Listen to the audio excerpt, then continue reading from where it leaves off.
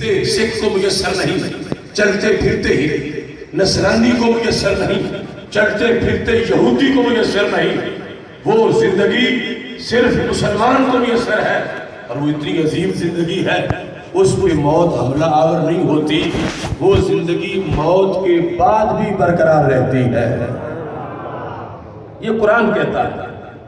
حضرت سیدنا امیر حمزہ رضی اللہ تعالیٰ عنہ، آپ نے جب کلمہ نہیں پڑھا تھا ہمارے آقا علیہ السلام کے چچا جان، تو ابو جہل سے دوستی تھی۔ ابو جہل سے اتنی گہری دوستی تھی کہ اکثر اٹھنا بیٹھنا اکٹھا ہی تھا، لیکن ایک دن ناموس رسالت کے مسئلے پر حضرت امیر حمزہ رضی اللہ تعالیٰ عنہ کو غصہ آ گیا۔ شکار سے واپس آئے تو پتا چلا کہ ابو جہل کو سید الوادی کہا جاتا تھا، کہ ہمارے سردار نے میرے بھتیجے سے کوئی نازیبہ باتیں کی ہیں، تو آپ نے آتے ہی جو کمان ہاتھ میں تھی اس کے سر پہ ماری اور اسے کہا کہ تم نے ایسا کیوں کیا؟ وہ کہنے لگا دیکھو وہ ہمیں بے وقوف کہتے ہیں کہ یہ بتوں کے پجاری بے وقوف ہیں۔ حضرت امیر حمزہ رضی اللہ تعالیٰ عنہ کی قسمت جاگ گئی، کہا جو گھڑے ہوئے بتوں کو سجدہ کرے وہ بے وقوف نہیں ہوتا تو اور کیا ہوتا ہے؟ اب قسمت جاگی، کلمہ پڑھا تو ان کے فضائل کا بیان شروع ہو گیا۔ ابو جہل کے چیلوں نے کہا حمزہ میں اور ہمارے سردار میں کوئی فرق نہیں، یہ تو ایک جیسے ہیں۔ اللہ نے آیت نازل کر دی، أَوَمَنْ كَانَ مَيْتًا فَأَحْيَيْنَاهُ وَجَعَلْنَا لَهُ نُورًا يَمْشِي بِهِ فِي النَّاسِ كَمَنْ مَثَلُهُ فِي الظُّلُمَاتِ لَيْسَ بِخَارِجٍ مِنْهَا۔ یہ نہ بدلنے والا رب کا قرآن اس نے اعلان کر دیا کہ ابو جہل میں اور حمزہ میں زمین و آسمان سے زیادہ کا فرق ہے۔ کیوں؟ مَنْ كَانَ مَيْتًا، جو مردہ تھا، فَأَحْيَيْنَاهُ، بس ہم نے اس کو زندہ کر دیا۔ تو کیا یہ زندہ اس کی مثل ہو سکتا ہے جو اب بھی مردہ ہے اور جو اب بھی اندھیروں میں ہے؟ تو قرآن نے ابو جہل کو مردہ کہا اور حضرت حمزہ کو زندہ کہا، اور حضرت حمزہ رضی اللہ تعالیٰ عنہ نے جب تک کلمہ نہیں پڑھا تھا من کان میتا، اللہ نے کہا یہ مردہ تھے، فَأَحْيَيْنَاهُ، ہم نے کلمہ پڑھا کے ان کو زندہ کر دیا ہے۔ تو جب تک کلمہ نہیں پڑھا تھا کھاتے پیتے تو تھے، چلتے پھرتے تھے، اٹھتے بیٹھتے تھے حضرت حمزہ رضی اللہ تعالیٰ عنہ، مگر قرآن نے مردہ کہا۔ یہ شاعر کی رنگی بیانی نہیں ہے، یہ نصر قرآنی ہے۔ قرآن نے کہا حمزہ مردہ تھے، فَأَحْيَيْنَاهُ، بس ہم نے ان کو زندہ کر دیا۔ ایک تو پہلے حیات تھی جو ابو جہل کے ساتھ مشترکہ تھی، جو حیوانوں چلنے پھرنے والی ہوا حیات کے مترادف تھی، لیکن ایک حیات کلمے سے ملی۔ تو میرے بھائیوں میں لمبی بات میں نہیں جاتا، یہ موت سے جو حیات ختم ہوتی ہے یہ وہ کہ جو کافروں میں بھی ہے، یہ وہ جو حیوانوں میں بھی ہے۔ ایک حیات نفس تھمنے سے ختم ہو جاتی ہے، مگر جو کلمے والی حیات ہے وہ قبر میں بھی برقرار رہتی ہے۔ نص قرآنی، حدیث، تفاسیر، ائمہ کی اقوال، وہ تو بعد میں، رب کا قرآن واضح طور پر اس حقیقت کو بیان کرتا ہے، اور اسی کو ہی ہمارے قومی شاعر ڈاکٹر محمد اقبال انہوں نے اس انداز میں بیان کیا، کہتے ہیں تخم گل کی آنکھ زیر خاک بھی بے خواب ہے۔ یعنی بندہ جب فوت ہوتا ہے اللہ کا کامل ولی، اس کا قبر میں جانا کیسے ہے؟ جیسے تخم گل ہوتا ہے، پھول کا بیج، تو پھول کا بیج مٹی میں دفن کرے تو قصہ ختم نہیں ہوتا، اصل قصہ شروع ہوتا ہے۔ تخم گل کی آنکھ زیر خاک بھی بے خواب ہے، کس قدر نشو و نما کے واسطے بیتاب ہے، سردی مرکز سے بھی افسردہ ہو سکتا نہیں، خاک میں دم کر بھی اپنا سوز ہو سکتا نہیں، پھول بن کے اپنی تربت سے نکل آتا ہے یہ، موت سے گویا گوائے زندگی پاتا ہے یہ، ہے لحد اس قوت آشفتہ کی شرازمند، ڈالتی ہے گردن گردوں میں یہ اپنی کمن، موت تجدید مذاق زندگی کا نام ہے، خواب کے پردے میں بیداری کا ایک پیغام ہے۔ حضرت قبلہ شاہ صاحب رحمۃ اللہ علیہ آج اگرچہ ہمیں نظر نہیں آ رہا ہے، مگر قرآنی اور ایمانی فلسفے کے مطابق تخم گل پہلے کی حیثیت سے صلاحیتیں ایڈوانس ہو جاتی ہیں، برزخ میں اہل حق کی صلاحیتوں میں کئی گنا اضافہ ہو جاتا ہے، اور اس میں صوفیاء کے قول توجہات کے لحاظ سے تو موجود ہے ہی، خود حدیث مصطفیٰ صلی اللہ علیہ وسلم اس کی وضاحت کرتی ہے کہ جو بخاری شریف میں موجود ہے کہ جب تم دفن کر کے کسی کو واپس لوٹتے ہو، اِنَّهُ لَيَسْمَعُ قَرْعَ نِعَالِهِمْ، وہ تم قدموں کی آہٹ بھی سنتا ہے، حالانکہ سنائی دیتی ہے بات ویوز اور لہروں کے ذریعے سے، اگر درمیان میں ہوا نہ ہوتی تو میری بات آپ کو سنائی نہ دیتی، یہ لہروں سے آپ تک پہنچ رہی ہے، اگر وہ لہریں ختم ہو جائیں تو یوں لگے گا جیسے کوئی گونگا بندہ ہونٹ ہلا رہا ہے اور شیشے کے پیچھے کوئی بول رہا ہے، یا ٹی وی چل رہا ہو تو آواز بند کر دی جائے تو یہ صورتحال ہوتی، تو ہوا کے ذریعے ویوز کے ذریعے آواز جا رہی ہے، تو قبر تو بالکل بند ہے، ہوا بند ہے، کس ذریعے سے آواز جائے؟ وہ تو مکمل بند ہے، ہم زندہ ہو، کمرے میں بیٹھے ہو، صحن میں کوئی چل رہا ہو، قدموں کی آہٹ کا پتہ ہی نہیں چلتا، سپیکر کی آواز کی بات نہیں ہو رہی، قدموں کی آہٹ کی بات ہو رہی ہے، تو میرے آقا صلی اللہ علیہ وسلم فرماتے ہیں مومن تو قبر میں قدموں کی آہٹ بھی سن لیتا ہے۔ اور صحیح مسلم میں ہے کہ جب ہمارے آقا صلی اللہ علیہ وسلم کے عظیم صحابی حضرت عمر بن عاص رضی اللہ تعالیٰ عنہ کہ وصال کا وقت قریب تھا، آپ نے اپنے دوستوں کو وصیت کی، اور فن حدیث کے مطابق وہ قول صحابی جو ماورائے عقل ہو وہ قول صحابی نہیں ہوتا، وہ فرمان رسول اللہ السلام ہوتا ہے، اگرچہ وہ یہ نہ کہہ رہے ہو سمیت رسول اللہ صلی اللہ علیہ وسلم۔ تو جب وصال کا وقت تھا تو کہنے لگے اذا دفنتمونی، اے میرے بھائیوں، رشتہ داروں، میرے بیٹوں، جب تم نے مجھے دفن کرنا ہے تو شنو علی التراب شنّا، مجھ پہ مٹی تم نے آہستہ ڈالنی ہے۔ شن مشکیزے سے پانی چھڑکنے کو کہتے ہیں، کس انداز میں کہ مشکیزے سے پانی نیچے جب گرے تو آگے ہاتھ رکھ کے آہستہ آہستہ تاکہ زور سے نیچے نہ گرے، حالانکہ مشکیزے کا اتنا زور سے گرنا بھی کیا ہوتا ہے، لیکن پھر بھی نیچے ہاتھ رکھ کے اس کے پریشر کو کم کیا جاتا ہے تاکہ ہلکا ہلکا تھوڑا تھوڑا فار نیچے گرے۔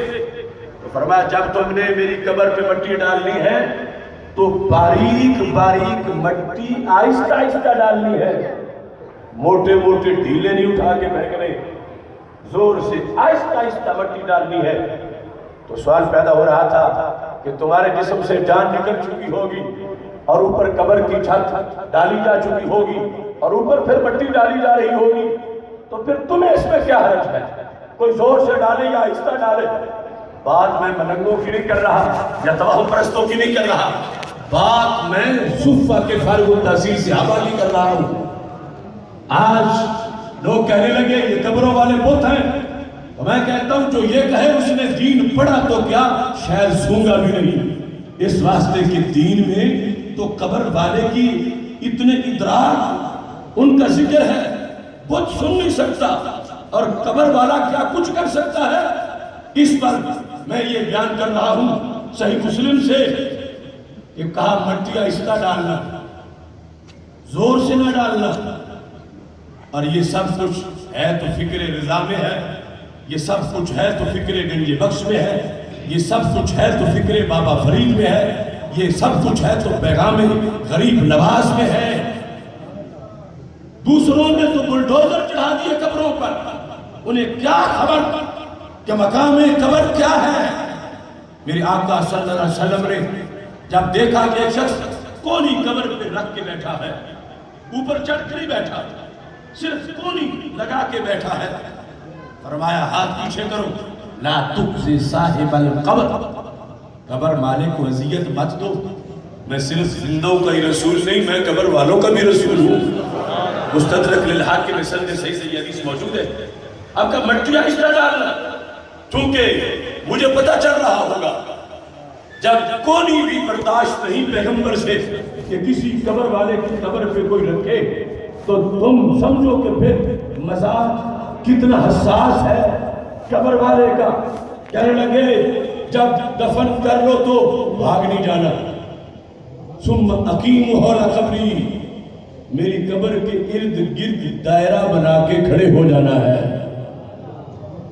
میں پرانے دین کی بات کر رہا ہوں جو اصل دین اسلام ہے کہ قبر کے گرد دائرہ بنا کے. حول کا مطلب تب پورا ہوگا جب ہر طرف رشتہ دار دوست قبر کے گرد کھڑے ہو جائیں گے. اور اگر آج کھڑا کوئی نہیں ہوتا وہ یہ سمجھے کہ وہ سنت صحابہ چھوڑ چکا ہے کہ سرکار کا حکم حضرت عمر بن عاص صحابہ کو دے رہے تھے اور کسی نے اعتراض نہیں کیا. بت کے گرد دائرہ بنا کر کھڑے ہونے سے روکا گیا مگر قبر کے گرد دائرہ بنا کے کھڑے ہونے کا حکم دیا گیا. کتنی دیر تک کھڑے ہوں؟ قدر ما ينهر جزور ويقسم لحمها، اتنی دیر تک تو کھڑے رہنا. یہ گھنٹے میں یہ بات کے پیمانے ہیں. لمبے وقت کے لیے یہ بولا جاتا تھا کہ جتنی دیر میں اونٹ کو پکڑ کے نہر کر کے کھال اتار کے گوشت بنا کے بانٹنے تک جتنا ٹائم لگتا ہے اتنے ٹائم تک تم نے دفن کر کے مجھے گھر نہیں جانا، میری قبر کے ارد گرد کھڑے رہنا ہے. آج دیکھو سلفی نجدی وہابی دیوبندی ان کا کنسپٹ اس سلسلے میں وہ سکھوں سے ملتا ہے، وہ یہود سے ملتا ہے. اور اہل سنت آج قبور کے مسئلے پر جس فکر پر ہے یہ مزاج صحابہ ہے اور یہ دین رسول علیہ السلام ہے. حضرت عمر بن عاص کہنے لگے تم نے کھڑے رہنا ہے، اتنی دیر کھڑے رہنا ہے تو فائدہ کیا ہوگا؟ فائدہ سنو. آج اگر کوئی مفتی صاحب بیان کرتے تو اعتراض ہوتا تمہارے اپنے سورسز ہیں تم کیسے بیان کر سکتے ہو؟ تو میں صوفہ کی فارغ التحصیل تاجدار ختم نبوت صلی اللہ علیہ وسلم کے شاگرد وہ صحابہ جن کے بارے میں رب کہتا ہے فَإِنْ آمَنُوا بِمِثْلِ مَا آمَنْتُم بِهِ فَقَدِ اهْتَدَوْا، جن کا ایمان ہمارے لیے ماڈل ہے، وہ توہم پرست نہیں، ان کے دین میں ملاوٹ نہیں، وہاں بدعت کا کوئی تصور نہیں. وہ کیا کہہ رہے ہیں؟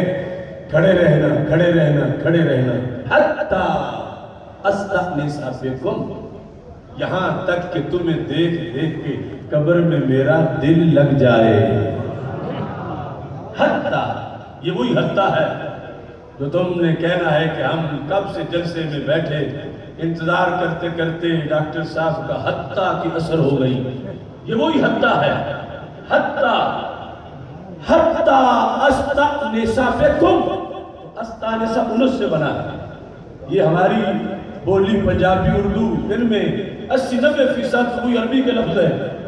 حتی استأنس، یہاں تک کہ میں مانوس ہو جاؤں. وہ قبر جس کو سب پردیس کہتے ہیں، صحابی کہتے ہیں تم نے کھڑے رہنا ہے، فائدہ کیا ہوگا؟ حتی، یہاں تک کہ میں مانوس ہو جاؤں قبر میں میرا دل لگ جائے. دل کیسے لگے؟ بکم، تمہیں دیکھ دیکھ کے میرا قبر میں دل لگ جائے.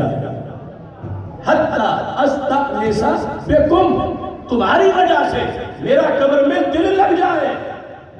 اور اگر انہیں باہر والے نظر نہیں آنے تھے تو پھر کھڑا کرنے کا فائدہ کیا تھا؟ بکم کا تقاضا پورا نہیں ہو سکتا جب تک یہ مان نہ لیا جائے کہ دین صحابہ یہ تھا کہ قبر والے کو باہر والے نظر آتے ہیں اور ہر چہرہ نظر آتا ہے. کہتے ہیں اس لیے کھڑا رہنا کہ جب میں دیکھوں گا بھائی بھی کھڑے ہیں، بیٹے بھی کھڑے ہیں، دوست بھی کھڑے ہیں تو میں کہوں گا کب پردیس ہے، میں تو اپنے دیش میں ہوں. تمہاری وجہ سے میرا قبر میں دل لگ جائے، تم نے کھڑے رہنا ہے. یہ صحیح مسلم شریف میں سرکار کا فرمان جو صحابی روایت کر رہے ہیں بالمعنی، اور اس میں ساتھ یہ بھی کہا کھڑے کیوں رہنا؟ وَأَعْلَمَ، یہاں تک کہ مجھے علم آ جائے. دو چیزوں کے ساتھ ہٹتا ہے، ایک تو میرا دل لگ جائے، دوسرا مجھے علم آ رہا ہے۔ کس چیز کا علم ہے؟ ماذا اراجع بہ رسل ربی، کہ میں نے منکر نکیر کو جواب کیا دینا ہے۔ اب حضرت عمر بن عاص قبر میں جانے کے بعد اپنے دو فعل بیان کر رہے تھے، ایک استغیثہ، دوسرا اعلم۔ پتا چلا کہ جو دین مسجد نبوی میں پڑھایا گیا اس دین میں یہ تھا کہ فوت ہو کے قصہ ختم نہیں ہوتا، فوت ہونے کے بعد قبر میں بھی وہاں حواس موجود ہے۔ میرے تیرے سامنے دیوار کا پردہ ہے، مٹی کا پردہ ہے، مگر قبر والے کی آنکھ کے سامنے کوئی پردہ نہیں ہے کہ تمہیں دیکھوں گا تو میرا دل لگ جائے گا، اور پھر یہاں تک کہ میں جان لوں، مجھے علم آ جائے۔ تو پتا چلا کہ اسلام میں قبر والے کو بھی علم آتا ہے، وہاں جا کے بھی لوگ پڑھ لیتے ہیں، وہاں جا کے بھی معلومات میں اضافہ ہوتا ہے۔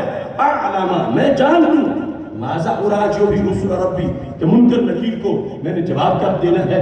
تو یہ اعلم کا مطلب تب پورا ہو سکتا ہے جب یہ مانا جائے کہ تم باہر جو پڑھو گے میں سنوں گا، منکر نکیر پوچھیں گے، تم بولتے جاؤ گے، میں بھی پڑھتا جاؤں گا، اور میرے لیے آسانی پیدا ہو جائے گی۔ تو اس حدیث سے جو صحیح مسلم میں ہے، کسی قصے کہانی والی عام جگہ اور فرمان رسول اللہ علیہ السلام ہے، صحابہ کی تشریحات ہے۔ اگر آج دنیا میں ڈھونڈو گے کہ قبر میں جانے والوں کے بارے میں یہ نظریہ کس سینے میں رہتا ہے، تو وہ پیر سید یعقوب شاہ صاحب کے ماننے والوں کے سینے میں رہتا ہے۔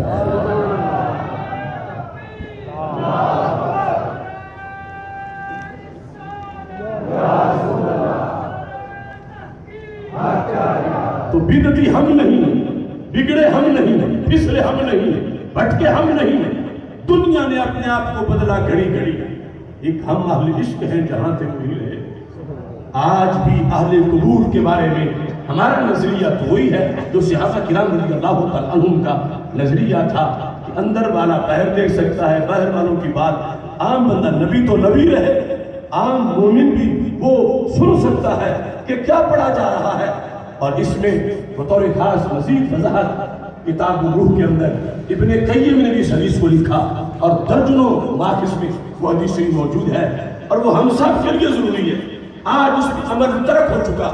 ابن قیم نے اپنی کتاب الروح میں لکھا کہ 7.5 سدیوں میں فی کل مصر و عصر، ہر شہر میں، ہر زمانے میں اس حدیث پہ عمل ہوتا رہا ہے۔ وہ کیا حدیث ہے کہ میرے آقا صلی اللہ علیہ وسلم ارشاد فرماتے ہیں، اذا مات احدکم، جب تم میں سے کوئی فوت ہو جائے، فسویتم علیہ التراب، تم اس کی قبر بنا دو، فلیکم احدکم علی رأس قبرہ، ایک بندہ قبر کے سرانے کھڑا ہو جائے، کیا کرے؟ یہ پہلا ایصال ثواب ہے۔ جنازے کے بعد قبر کے سرانے کھڑا ہو جائے، کیا کرے؟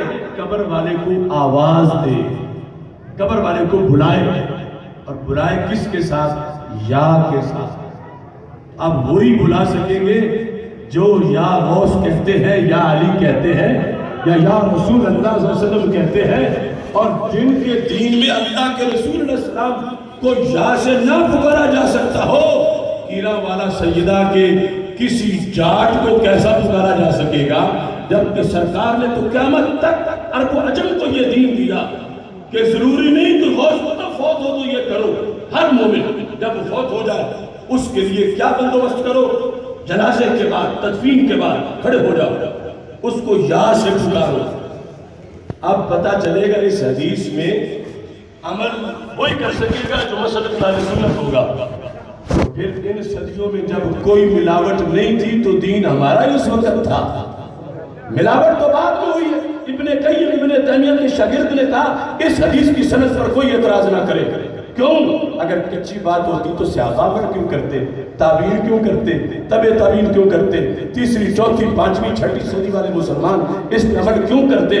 جب سارے عمل کرتے آئے ہیں تو ماننا پڑے گا یہ بالکل سچی بات ہے، اس حدیث میں ذکر ہے، اور سرکار دو عالم صلی اللہ علیہ وسلم کے اس فرمان میں کوئی شک نہیں ہے۔ زندہ باد،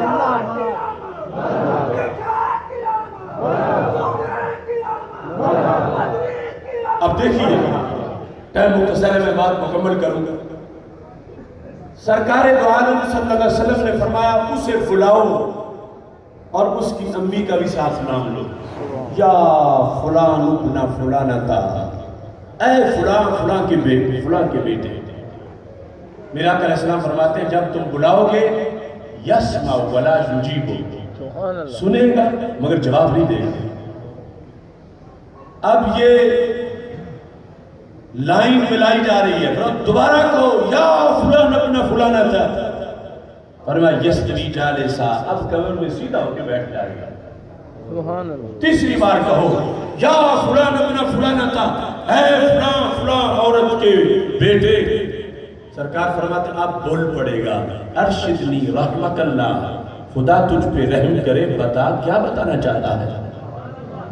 بلا رہا ہے بتاتا کچھ نہیں۔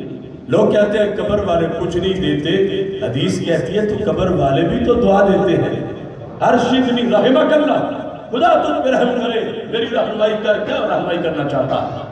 تو میرے آقا علیہ السلام فرماتے ہیں اب تم اس سے اگلی بات کرو، وہ کیا؟ اذکر ما خرجت له من الدنیا شہادت ان لا الہ الا اللہ وان محمد رسول اللہ صلی اللہ علیہ وسلم۔ تو یاد کر اس عقیدے کو جس پر تیری جان نکلی، تو نے زندگی بھر اللہ کے ایک ہونے کی گواہی دی، تو نے زندگی بھر ختم نبوت پہ پہرا دیا، تو نے قرآن کو امام مانا، تو نے اسلام کو دین مانا۔ میرے آقا علیہ السلام فرماتے ہیں جب تم باہر یہ کہو گے اندر وہ بھی ایسے پڑھنا شروع کر دے گا، ادھر منکر نکیر آئے ہوئے ہوں گے۔ سرکار فرماتے ہیں جب وہ پڑھتا ہے تو منکر نکیر ایک دوسرے کا منہ دیکھتے ہیں کہ سوال کیا نہیں جواب پہلے ہی دے رہا ہے، یہ عجیب بندہ ہے، سوال کیا ہی نہیں جواب پہلے ہی دے رہا، اپنے آپ ہی جواب دے رہا ہے۔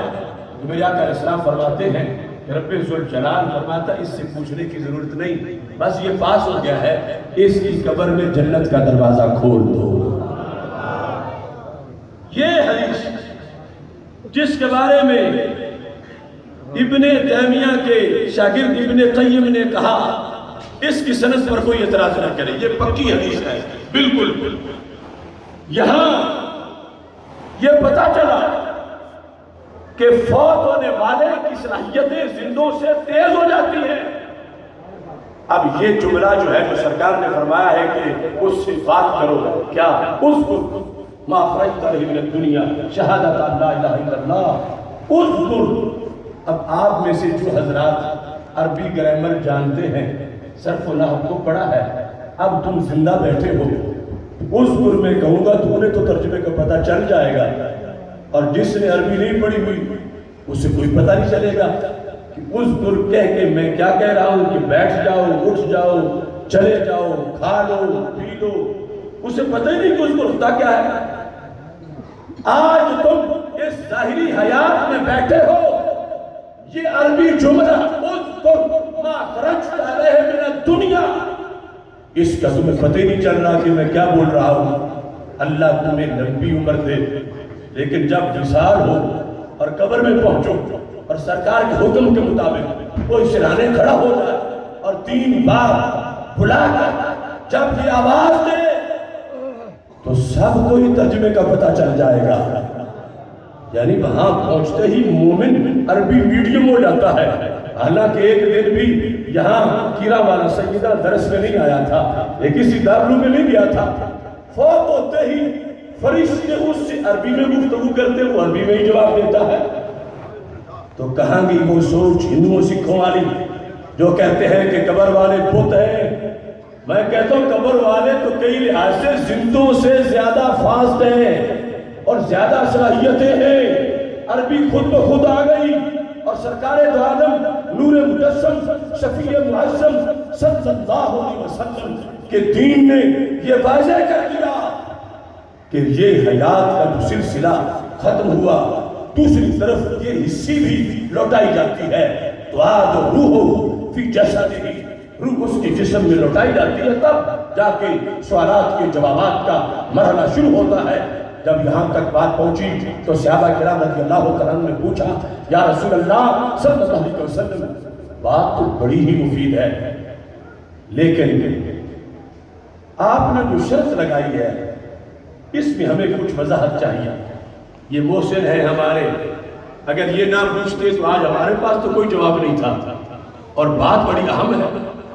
صحابہ نے کہا یا رسول اللہ صلی اللہ علیہ وسلم آپ کے کہنے پر ہم بلائیں گے، یا فوج شدگان کو یا کہنا ہمیں نہیں روکے گا، کوئی ہمارا دین ہے کہ وہ سنتے ہیں، ہم بلائیں گے. لیکن آپ نے جو ساتھ ماں کی شرط لگائی ہے کہ جو قبر میں ہو اس کی ساتھ ماں کا نام لینا ہے، تو دوستوں کے باپ کا تو نام پتہ ہوتا ہے، باپ کا نام مشہور ہوتا ہے، امی کا نام تو خاص رشتہ داروں کو پتہ ہوتا ہے. تو اگر کسی کی امی کا نام نہ آئے تو پھر ہم متبادل کیا کریں گے؟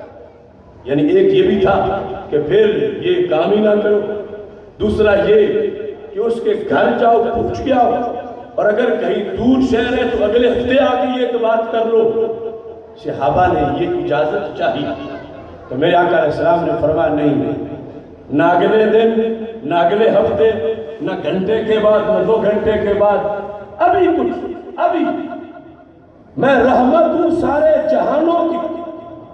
تو میرا امتی ہے قبر میں، لمحہ امتحان آنے والا ہے، میری رحمت چاہتی ہے کہ منکر نکیر کے سوال سے پہلے اہتمام ہو جائے. اور اگر سوال ہو اور یہ جواب میں پھنسا ہوا ہو یا کوئی بات بنی ہوئی ہو تو پھر بعد میں فائدہ کیا ہوگا؟ فرمایا میں حل بتاتا ہوں. اتنا سرکار کو پسند تھا کہ یہ کام ضرور کیا جائے. میرے آقا علیہ السلام فرماتے ہیں چلو امی کا نام نہیں آتا کسی امی کا نام، تو پھر ينسبه الى امه حوا، بڑی امی کا نام تو سب کو آتا ہے، اس کا نام لے کر اسے حوا کا بیٹا کہو. جب حوا کی طرف منسوب کر کے اس کو بلاؤ گے پھر بھی جاگ جائے گا، پھر بھی تمہاری بات سنے گا، اور پھر بھی تمہارے کہنے پر جو بولو گے اندر وہ پڑھنا شروع کر دے گا. اس بنیاد پر اس تجلی قرآن و سنت سے صاحب عرس ان کے بارے میں اور اولیاء کرام کے بارے میں جو اہل سنت کا کنسپٹ ہے بالکل واضح ہے کہ یہاں تو عام کوئی لوہار تھا، کمہار تھا، کاشتکار تھا، دکاندار تھا، بشرطے کہ دین سے وفادار تھا. اس کے لیے یہ ساری صورتیں ہیں. اور جو ولی ہو، جو شیخ ہو، جو دلوں کے زنگ اتارتا ہو اور بنجر زمینوں کو آباد کرتا ہو، اس کا تو پھر ایک اپنا ہی انداز ہے. کیا مقام ہے اس شخص کا جس نے قرآن و سنت سے لوگوں کے سینے سیراب کیے. ارے حضرت شاہ صاحب جیسے مبلغ تو وہ مبلغ ہیں کہ جن کے صرف بولنے سے ہی تبلیغ نہیں ہوتی، انہیں دیکھنے سے بھی سبق ملتا ہے، ان کے پاس بیٹھنے سے بھی دل میں اجالا ہوتا ہے، ان کی صحبت ہی ایک اکسیر ہے. اور پھر وہ باقاعدہ قرآن و سنت کا درس دیتے رہے، اول سے لے کر بخاری شریف تک سب کتب پڑھاتے رہے. حضرت ام مبشر انصاریہ کے بعد میں میرے آقا علیہ السلام تشریف لے گئے. مسلم شریف میں حدیث شریف ہے، پوچھ لیا من غرس ھذا، یہ بات کس نے لگایا؟ ہم مسلم، ہم کافر، مسلمان میں یا کافر میں؟ اب انہوں نے کہا کہ یہ مسلمان نے باغ لگایا. سرکار سوال اس لیے نہیں کر رہے تھے کہ جانتے نہیں تھے، سوال کی بہت سی حکمتیں تھیں. وہ جو فرش پہ بیٹھ کر عرش کی خبریں دیتے ہیں اپنے شہر کی فصلوں سے بے خبر نہیں تھے. اور سب سے بڑی حکمت تو یہ تھی کہ آج ہم پیر سید یعقوب شاہ صاحب کے نقش قدم پہ چلتے ہوئے مسجد کے امام کے پیچھے نماز پڑھنے سے پہلے پوچھ رہے اس کا عقیدہ کیا ہے، جمعہ پڑھنے سے پہلے پوچھیں اس نے جمعہ پڑھانے والے کا عقیدہ کیا ہے، یا بچہ داخل کرانا ہے تو مدرس کا عقیدہ کیا ہے. تو لوگ کہتے ہیں تم عقیدے ہی چیک کرتے رہتے ہو، قرآن تو قرآن ہے، تو اس میں عقیدہ چیک کرنے کی کیا ضرورت ہے؟ تو میں کہتا ہوں کہ اس سوال سے یہ پتہ چلا کہ نماز تو بڑی اونچی چیز ہے، اپنے فرزند کسی کے سامنے پیش کرنا یہ تو بڑی اونچی چیز ہے. ہم نے اس پیغمبر کا کلمہ پڑھا ہے جنہوں نے کھیت پہ باشت کرنی ہو تو کاشتکار کا بھی عقیدہ پوچھتے ہیں. پہلے عقیدہ پوچھا مسلمان کا ہے یا کافر کا. تو آج کی لبرل یا صلح کلی سوچ یا سیکولر دماغ جن کو یہ الرجی ہے کہ کیوں عقیدے کا کیوں پوچھا جا رہا ہے, کیوں عقیدے کا کیوں سوال کیا جا رہا ہے, تو میں کہتا ہوں جن کا ہم نے کلمہ پڑھا ہے انہوں نے تو ایک کھیت پر بحث کرنی تھی تو اس پر بھی پہلے عقیدہ پوچھا ہے کہ کاشتکار کا عقیدہ کیا تھا. جس وقت یہ کھیت اس نے کاشت کیا بتایا کہ وہ مسلمان تھا. اب دیکھنا مقام پیر سید یعقوب شاہ صاحب کیا ہے. میرا آقا علیہ السلام فرماتے ہیں ما من مسلم یزرع زرعا او یغرس غرسا فیأکل منه انسان او دابہ او شیء الا کانت له صدقہ. فرمایا جس نے کھیت فصل کو کاشت کیا یا باغ لگایا اس حالت میں کہ دل میں ایمان تھا, اگرچہ جب گوڈی کر رہا تھا تو تہجد نہیں پڑھ رہا تھا, تلاوت نہیں کر رہا تھا, نفل نہیں پڑھ رہا تھا, دنیا داری کر رہا تھا, رات کو پانی لگا رہا تھا تو نفل نہیں پڑھ رہا تھا, زمین اپنی تھی, پانی چوری کا نہیں تھا, نماز پنجگانہ پڑھتا رہا, باقی دنیا داری کر رہا تھا, لیکن چونکہ دل میں ایمان تھا اس کا یہ کردار کتنا بڑا کردار ہے. میرے آقا علیہ السلام فرماتے ہیں اس کے گندم کی فصل سے جتنی چیونٹیاں دانے لے جائیں, جتنی چڑیاں لے جائیں, اس کے باغ سے جتنے پرندے کھا جائیں, قیامت کے دن اللہ اس کو ہر دانے کے بدلے ثواب عطا فرمائے گا.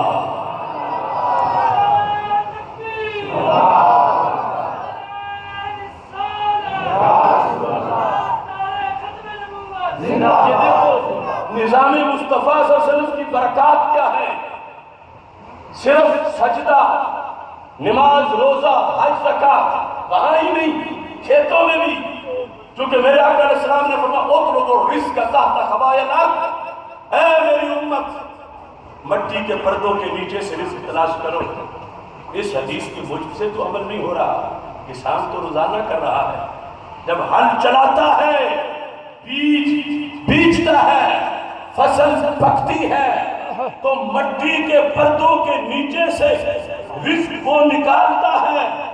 اگر یہ ذہن میں رکھے کہ میں اپنے بیوی بچے کے لیے نہیں, میں پیغمبر پہ حکم پہ ڈیوٹی دے رہا ہوں, تو کاشتکاری بھی کرتا رہے گا, جنت کی تیاری بھی کرتا رہے گا. یہ دین میں نظام مصطفیٰ صلی اللہ علیہ وسلم میں اب سرکار دو عالم صلی اللہ علیہ وسلم نے فرمایا ہر دانے پر نیکی ہے, اور مالک اسے پتہ ہی نہیں کہ 25 ایکڑ گندم سے کتنی چیونٹیاں دانے لے گئی, کتنی چڑیاں لے گئی. یہ سو جاتا ہے لیکن جس نے اجر دینا ہے اس کو نیند ہی نہیں آتی. وہ جاگ رہا ہے, وہ دیکھ رہا ہے. ہو سکتا ہے کہ قیامت کے دن بظاہر جس کو سمجھا جا رہا تھا دن رات مصلے میں بیٹھا رہتا ہے, اس کی نیکیاں تھوڑی ہوں, اور اس کے 25 ایکڑ میں سے اتنی تہجد گزاروں سے بھی زیادہ نیکیاں برآمد ہو جا رہے ہیں. بظاہر دنیا کا کھیت تھا, گندم کا کھیت تھا, چاول کا کھیت تھا, کوئی بات تھا, حقیقت میں وہ کہاں تک اس کی نیکیاں پہنچ گئیں ایک ایک دانے کے بدلے میں. تو یاد رکھو یہ کھیت, یہ فصل, یہ باغ, ان کا تعلق جسمانی غذا سے ہے. اور حضرت پیر سید یعقوب شاہ صاحب رحمۃ اللہ علیہ نے جو دارالعلوم بنایا, یہ کھیت اس کا تعلق روح کی غذا کے ساتھ ہے. تو جسم کی غذا سے روح کی غذا کہیں درجے بلند ہے, لہذا ادھر کاشتکار کو جب اپنے فصل کے ہر دانے پہ اجر ملے گا تو یہاں جو پورا پڑھ کے نکلا وہ تو پڑھ کے نکلا. میرا یقین ہے جو ایک دن بھی کلاس میں آ بیٹھا, وہ جو ایک سبق بھی پڑھ گیا, جس نے ایک مسئلہ بھی جمعے کی تقریر میں یاد کر لیا, جس نے ایک سنت بھی شاہ صاحب کی تبلیغ سے حاصل کر لی, جس نے ایک ادائے دین کو بھی اپنا لیا, اللہ ہر سبب کے بدلے کتنا اجر شاہ صاحب کو عطا فرمائے گا۔ یہ سنت کا درس، یہ دین کا گلشن، یہ قرآن و سنت کی تبلیغ کا سلسلہ، پھر اجتماعات میں لوگوں کی تربیت، مسلک حق اہل سنت و جماعت پر لوگوں کو پکا کرنا۔ ان کی زندگی کے شعبات اتنے ہیں، رہی عمر بھر جو علی سے جان، بس آرزو نبی رہی، کبھی اشک بن کے رواں ہوئی، کبھی درد بن کے دبی رہی۔ یہ ان مصلحین کا فیض ہے۔ آج ہم جیسے جو لوگ ہیں، ہو سکتا ہے کہ 10 سال ہماری کلاس میں بیٹھ کر بھی اسے اتنی روشنی نہ ملے جتنی شاہ صاحب جیسے بزرگوں کے ساتھ تہجد کے لمحے جان گزارنے میں مل جائے۔ اتنی پارسائی، اتنا تقویٰ، اتنی طہارت، اور پھر اخفاء پسندی۔ آپ دیکھتے ہیں ایک کوٹھی دور سے خوبصورت نظر آ رہی ہے، لیکن جو نیچے بنیاد میں اینٹ ہے وہ تو کسی کو نظر ہی نہیں آ رہی۔ بوجھ تو اس کو اینٹ نے اٹھایا ہے، اس پر رنگ نہیں، اس پر روغن نہیں، اس پر آرائش و زوائش نہیں، لیکن بوجھ اسی نے اٹھایا ہے۔ آج ایسے لوگ کہاں ملیں؟ آپ کھانا کھاتے ہیں، میز پہ ایک ڈونگا پڑا ہے، اس میں بہت اچھا مزیدار روسٹ گوشت ہے، چمچے سے آپ پلیٹ میں ڈالتے ہیں، تو تمہیں کیا خبر اس دیگ پہ کیا گزری ہوگی کہ جو آگ پہ تڑپی تو سالن پکا۔ چمچے پر، ڈونگے پر تو نظر ہے کہ میز پہ سجا ہوا خوبصورت لگتا ہے، مگر یہ ڈونگا بیچارہ تو پکا ہی نہیں سکتا تھا۔ یہ آگ کے سامنے جاتا تو اس کے ہوش اڑ جاتے، یہ 2 ٹکڑے ہو جاتا، یہ پگھل جاتا، یہ سالن تیار نہ کر سکتا۔ وہ پردے میں چھپی ہوئی دیگ کا کمال ہے۔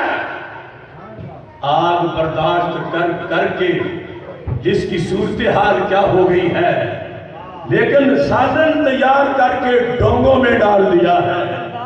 سلام ہو پیر سید یعقوب شاہ تمہاری ذات کو، سلام ہو حضرت حافظ الحدیث تمہاری ذات کو، سلام ہو مفتی محمد نواز کیلانی تمہاری ذات کو، سلام ہو عطا محمد بندیالوی تمہاری ذات کو۔ آج دنیا ہم جیسے ڈونگوں کی طرف دیکھ رہی ہے۔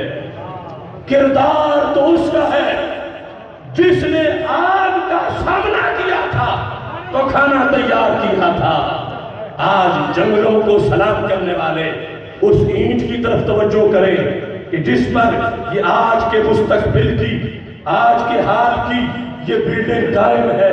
یہ ان لوگوں نے جگر پگھلایا، انہوں نے محنتیں کی، انہوں نے کوششیں کی کہ ہم جیسوں کو چند لفظ بولنے آ گئے۔ اب ہماری یہ ڈیوٹی ہے کہ ہم اگلوں کے لیے سوغات تیار کریں، اگلی نسلوں کے لحاظ سے۔ یہ ہمارا جامع نصاب جو ان بزرگوں نے ہمیں دیا، پہلا سبق اس میں عقیدے کا ہے، اور ان بزرگوں کی گلی سے بھی جو گزر جائے عقیدے کے پیپر میں فیل نہیں ہوتا، یوں فتویٰ دیتے ہیں۔ اور شاہ صاحب رحمۃ اللہ علیہ نے عقیدے کے بعد عمل کی، فکر آخرت کی تلقین کی، معاملات زندگی میں رہنمائی کی، اور پھر انصاف کے اوپر جو نظام مصطفیٰ صلی اللہ علیہ وسلم ہے اس کے لیے عملاً جد و جہد میں شامل رہے۔ یہاں تک کہ قائد اہل سنت مولانا شاہ احمد نورانی صدیقی رحمۃ اللہ علیہ نے جس وقت پنجاب کا پہلا بھرپور دورہ کیا تھا، اس وقت کیرا والا سجدہ میں بھی ان کی حاضری ہوئی تھی، اور یہاں بھرپور اجتماع ہوا تھا۔ تو یہ شاہ صاحب کی سوچ، ان کی وسیع فکر اور ان کا یہ وسیع ویژن تھا کہ جہاں مصلی پر بیٹھ کر وہ بچوں کو دراباد سے لے کر صحیح بخاری تک پڑھا رہے تھے، وہاں وقت کے جابروں، آمروں، ڈکٹیٹروں، سوشلزم کی آندھیوں اور الحاد کے طوفانوں سے ٹکرا جانا، یہ بھی ان کے مشن کا حصہ تھا۔ اور اس انداز میں انہوں نے دین و دین کی خدمت کی، شروع سے ہی اس حقیقت کو پیش نظر رکھا گیا۔ حضرت صدیق اکبر رضی اللہ تعالیٰ عنہ کے پاس حضرت اسامہ آئے۔ جب میرے آقا علیہ السلام کا وصال ہو گیا، چونکہ سرکار نے فرمایا تھا انفذو جیش اسامہ تھا کہ لشکر اسامہ کو بھیج دو، وہ مدینہ منورہ سے نکلے، مقام جرف تک پہنچے، چند میل کا فاصلہ طے کیا تھا کہ سرکار کا وصال ہو گیا، لشکر واپس آ گیا۔ میرے آقا علیہ السلام جب اپنے روضہ پاک میں جلوہ گر ہو گئے، حضرت اسامہ رضی اللہ تعالیٰ عنہ سیدنا صدیق اکبر رضی اللہ تعالیٰ عنہ کے پاس آئے اور کہنے لگے آپ چونکہ ہمارے آقا علیہ السلام کی مسرت میں بیٹھے ہو تو آپ کا حکم بھی یوں ہی مانیں گے جیسے سرکار دو عالم صلی اللہ علیہ وسلم کا مانتے تھے، مگر میری ایک ریکویسٹ ہے، وہ یہ ہے کہ ہمیں اس وقت شام نہ بھیجو، ملک شام چند دن ہمیں یہاں دینے دو، کیونکہ سرکار کے وصال کے بعد ہو سکتا ہے کچھ لوگ جنہوں نے کسی اور وجہ سے کلمہ پڑھا تھا وہ مرتد ہو جائیں، اور مرتد ہو گئے تو حملہ مدینہ منورہ پہ کریں گے، ہم شام فتح کریں اور ادھر دارالحکومت ہمارا کسی کے قبضے میں چلا جائے تو ہمیں فائدہ کیا ہوگا۔ بظاہر بڑی معقول تجویز تھی، اور کہا پیچھے بیویاں ہوگی، بچے ہوگی، امیر المومنین آپ ہوں گے، فوجی تو کوئی بھی نہیں ہوگا، سارے شام میں ہوگے تو آپ بھی شہید ہو جائیں گے۔ حضرت صدیق اکبر رضی اللہ تعالیٰ عنہ کا جواب سنو، کہنے لگے واللہ لن تخطفنی الطیر احب الی من ان ابدا بشیء قبل امر رسول اللہ صلی اللہ علیہ وسلم۔ فرمایا اسامہ میں تجھے ایک رات بھی نہیں رہنے دوں گا مدینہ منورہ میں، سارا قافلہ لے کے نکل جاؤ۔ کیوں؟ کاش تمہیں بھیجنے کا حکم سرکار نے دیا تھا۔ ابو قحافہ کے بیٹے کی کیا مجال ہے کہ سرکار کا آرڈر روک دے اور اپنا آرڈیننس جاری کرے؟ خدا کی قسم لن تخطفنی الطیر احب الی من ان ابدا بشیء قبل امر رسول اللہ صلی اللہ علیہ وسلم۔ تم چلے جاؤ مدینہ منورہ میں تنہا رہ جاؤں، مجھ پہ باغی حملہ کرے، مجھے شہید کر دے، مجھے کفن پہنانے والا کوئی نہ ہو، مجھے دفن کرنے والا بھی کوئی نہ ہو، میری جسم سے کفے بوٹیاں نوچ کے لے جائیں، یہ برداشت ہے، مگر سرکار کا دیا ہوا حکم ملتوی نہیں کیا جا سکتا۔ اس قدر ہے حکم مصطفیٰ صلی اللہ علیہ وسلم پہ عمل کرنا لازم۔ آج مصر سے زائد دین معاملات والا سرد خانے میں پڑا ہے، اس پر عمل کے لیے بڑوں نے پاکستان بنایا تھا، 3 صدیوں تک محنت کی تھی، برٹش استعمار کا مقابلہ کیا تھا، کانگریسی ملا کے مکر اور سازش کا مقابلہ کیا تھا، ہندو بنیا کا مقابلہ کیا تھا، 2-4 جانیں نہیں 20 لاکھ جانیں دی تھی، اور 2 کروڑ مسلمانوں نے گھر چھوڑے تھے، اس شوق میں کہ ہم ایسی جگہ حاصل کریں گے جہاں کھل کے دین پہ عمل کریں گے، ہم پہ کوئی پابندی نہیں لگائے گا، ہمارے اوپر کسی دوسرے کا نظام نہیں ہوگا، ہم اپنے رسول صلی اللہ علیہ وسلم کے لائے ہوئے نظام کے مطابق ہم اپنی زندگی بسر کریں گے۔ لیکن 70-60 گزر گئے، آج تک وہ نظام نہیں آیا۔ کیوں؟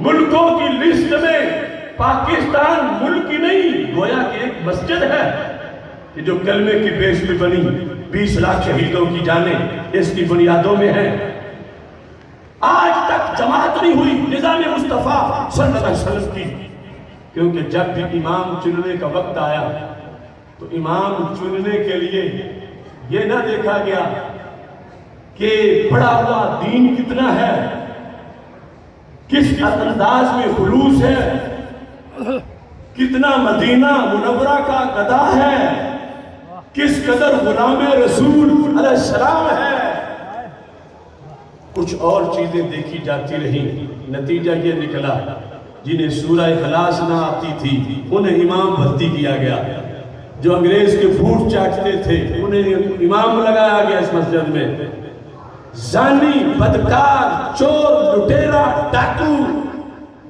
اس کے لیے انگوٹھا لگا کے کہ یہ امام بنے گا، تو بھلا وہ جماعت کیسے کرا سکتے تھے؟